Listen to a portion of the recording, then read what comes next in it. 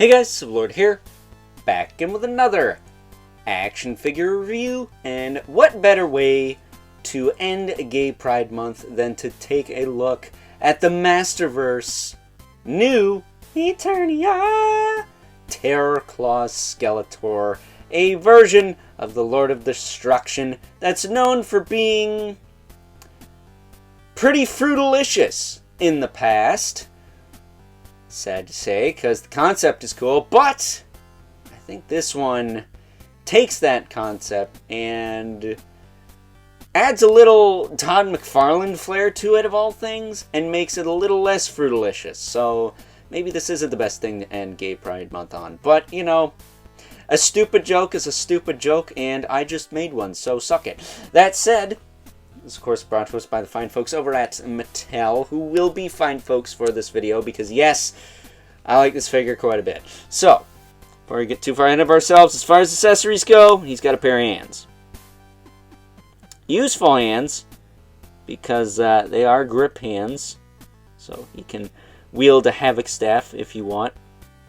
But this hand in particular has the correct hinge for holding stuff, so that is very much appreciated. Gotta figure out who to give that to now. But as far as the figure itself goes, this is it. This whole thing. He does have a little faceplate on at the moment, which could be easier said than done to get off. If I'm being honest with you, like, it does not come off very easy. There we go. Got it. Chances are I'll probably leave this on, but just know if you take it off, it's probably best to leave it off, because it is a pain in the nuts to get on. But there's his face, complete with hinged jaw.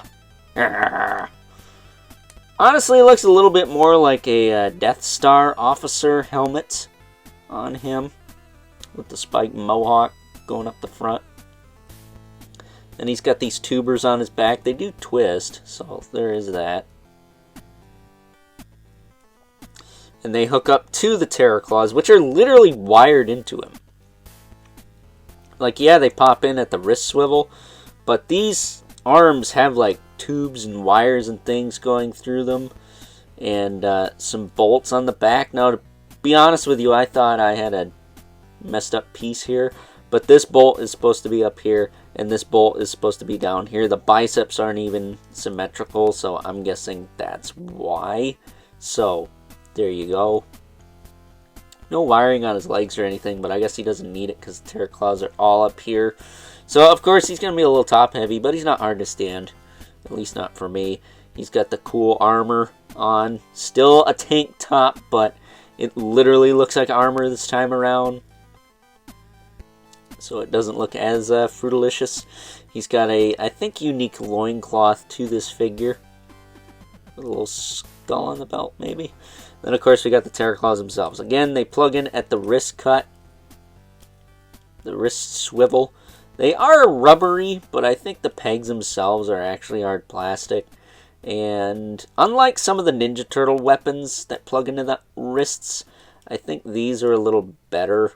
The pegs just feel a little more substantial. They're not the same as these. Like, they're not even the same shape. I think they're actually like round pegs, so that's nice. I wish they were the chunky wrist pegs we're used to seeing by now, but it is what it is. But as far as articulation goes, his head will look side to side. It'll look up and down pretty well with that helmet. Of course, the jaw hinges open and closed. Nothing too crazy there. Shoulders will go out to the side, about this far. Back down. They will rotate forward and back. He does have a bicep swivel. Double jointed elbow, but you're not going to get a lot out of that with the Terror Claws attached, unfortunately. That is about the one downside with the Terror Claws. You get like one maybe 2 notches out of those. So if you want like more range, I would probably opt to use the top joint, because you do actually get close to a right angle out of that.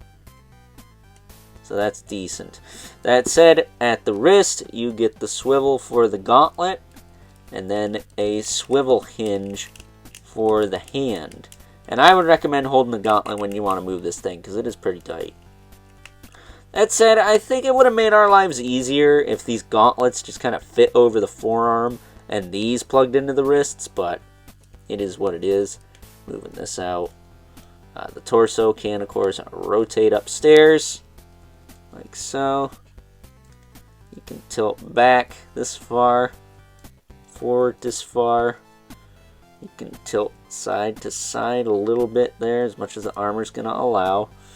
He's got a waist twist. That works fine. This might actually be the same belt as Barbarian Skeletor, but with a new loincloth piece. That might be what that is. In fact, I think that's exactly what that is. His hips will kick out, back down. Not the tightest things, I will say. I wish they were a little tighter considering how much upper body weight he's got, but they're fine. Kick forward and back. He's got a thigh cut. He does have the drop down hip, but you don't really need it. Double jointed knee. Swivel at the boot with a hinge in the foot and a rocker.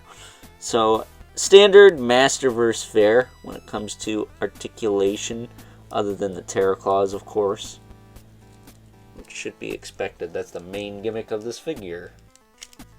There. But I think this figure's awesome. This figure freaking rocks. He looks really cool.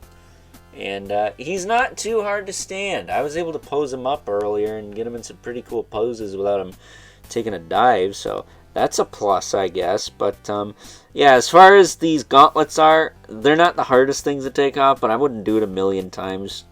Probably make them loose. I don't think the pegs will snap. Knock on wood. But, you know, just be careful with it. Maybe put a dab of soap in there if you want to be taking them out a lot. But me, I'm probably just going to leave them in there, to be honest with you. They look pretty freaking sweet, not going to lie. So, with that being said, it is time now that we move right along. Take a look at some size comparisons. First up, here is good old Terror Claws Skeletor, alongside the other figures available in this current wave of Masterverse releases, brought to us by the fine folks over at Mattel. We have Ninjor, who... oh boy, that one's giving this guy a run for his money as far as wave favorites goes. Or even year favorites. Wink, wink, nudge, nudge.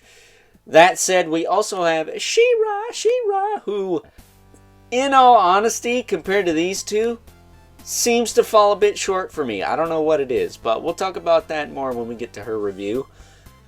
Getting these two out of here.